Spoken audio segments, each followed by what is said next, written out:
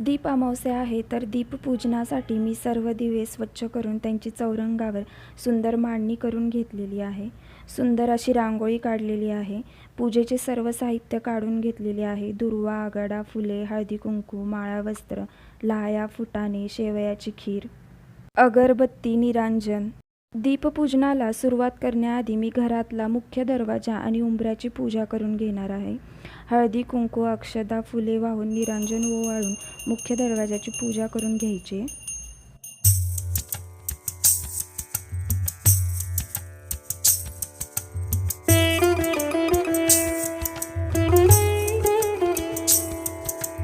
आता आपण दीपपूजन करून घेऊयात. फुलाने सर्व दिव्यांवर पाणी शिंपडून अष्टगंध, हळदी कुंकू वाहून घेऊयात.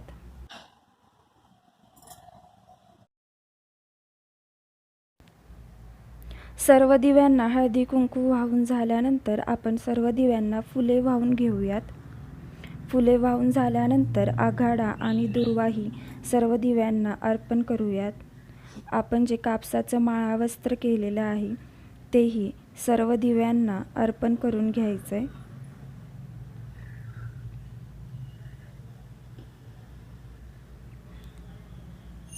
यानंतर दिव्यांना निरांजनाने ओवाळून घेऊयात. त्यानंतर लाह्या आणि फुटाणेही दिव्यांना अर्पण करायचे.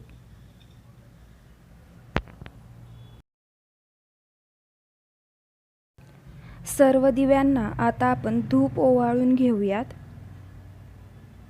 आणि आपण जो शेवयाची खिरीचा नैवेद्य केलेला आहे तो नैवेद्य दाखवूयात. नैवेद्य दाखवताना नैवेद्यावर नेहमी तुळशीचं पान ठेवायचं आहे आणि मग तो नैवेद्य दाखवायचा आहे.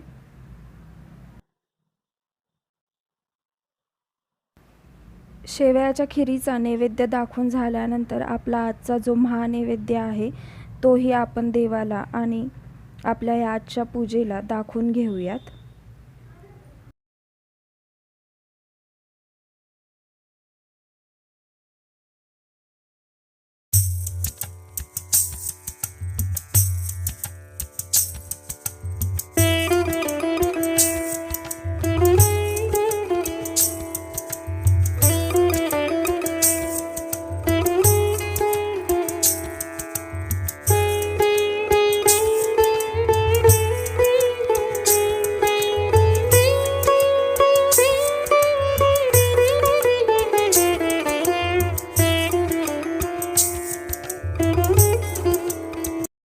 ज्योतीच्या कागदाचीही पूजा करून झालेली आहे. यानंतर आपण दीप अमावस्येची कहाणी वाचूयात आणि आरती करून घेऊयात.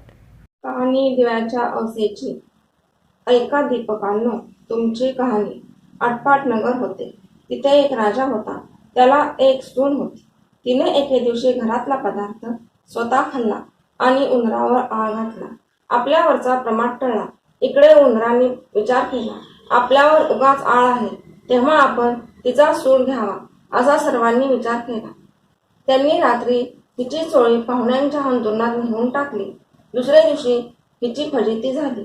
सासूदिरांनी निंदा केली. घरातून तिला हाकलून दिली. हिचा रोजचा नेम असे, रोज दिवे घासावे, तेलवात करावे, ते स्वतः लावावे. खडीसाखरेने त्यांच्या ज्योती साराव्या. दिव्याच्या अवसेचे दिवशी त्यांना चांगला नैवेद्य दाखवावा. त्याचप्रमाणे ही घरातून निघाल्यावर ते बंद पडलं. पुढे ह्या अवसेच्या दिवशी राजा शिकारीहून येत होता. एका झाडाखाली मुक्कामास उतरला. तिथं त्याच्या दृष्टीस एक चमत्कार पडला. आपले सर्व गावातले दिवे अदृश्य रूप धारण करून झाडावर येऊन बसले आहेत. एकमेकांशी गोष्टी करीत आहेत. कोणाचे घरी जेवावयास काय केले होते, कशी कशी पूजा मिळाली वगैरे चौकशी चालली आहे. सर्वत्रांनी आपापल्या घरी घडलेली हकीकत सांगितली. त्यांच्या मागून राजाच्या घरचा दिवा सांगू लागला, बाबांनो काय सांगू, यंदा माझ्यासारखा हतभागी कोणी नाही. मी दरवर्षी सर्व दिव्यात मुख्य असायचा. माझा थाटमाट जास्ती व्हायचा. त्याला यंदा अशा विपत्तीत दिवस काढावे लागत आहेत.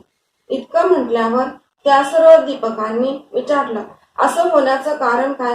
मग तो सांगू लागला, बाबांनो काय सांगू, मी ह्या गावच्या राजाचा घरचा दिवा. त्याची एक सून होती. तिने एके दिवशी घरातला पदार्थ स्वतः खाल्ला आणि उंदरावर आळ घातला. आपल्यावरचा प्रमाद टळला. इकडे उंदरांनी विचार केला, हा आपल्यावर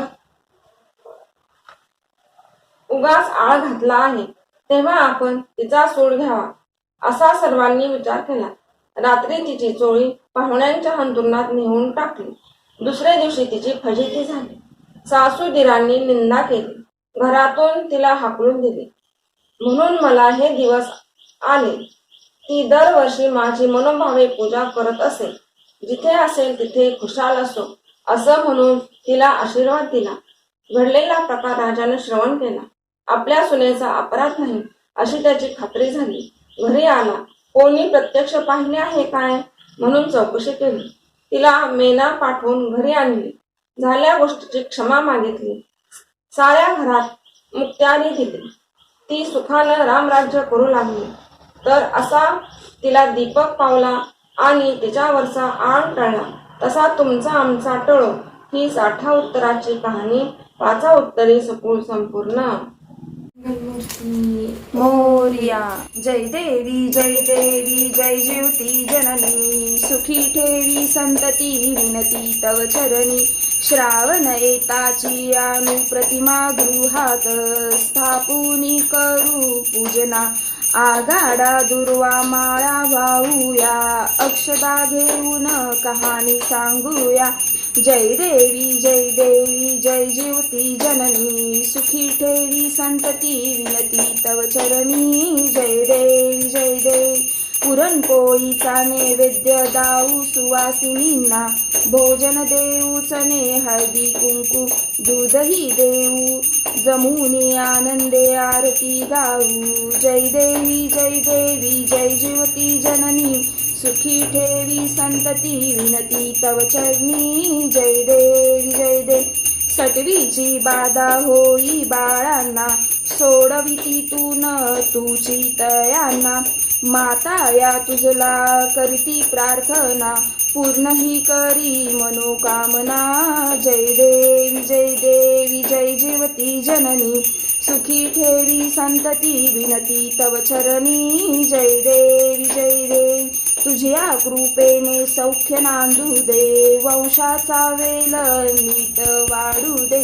सेवा हे व्रत नित्य घडू दे, मनीचे हेतू पूर्ण होऊ दे.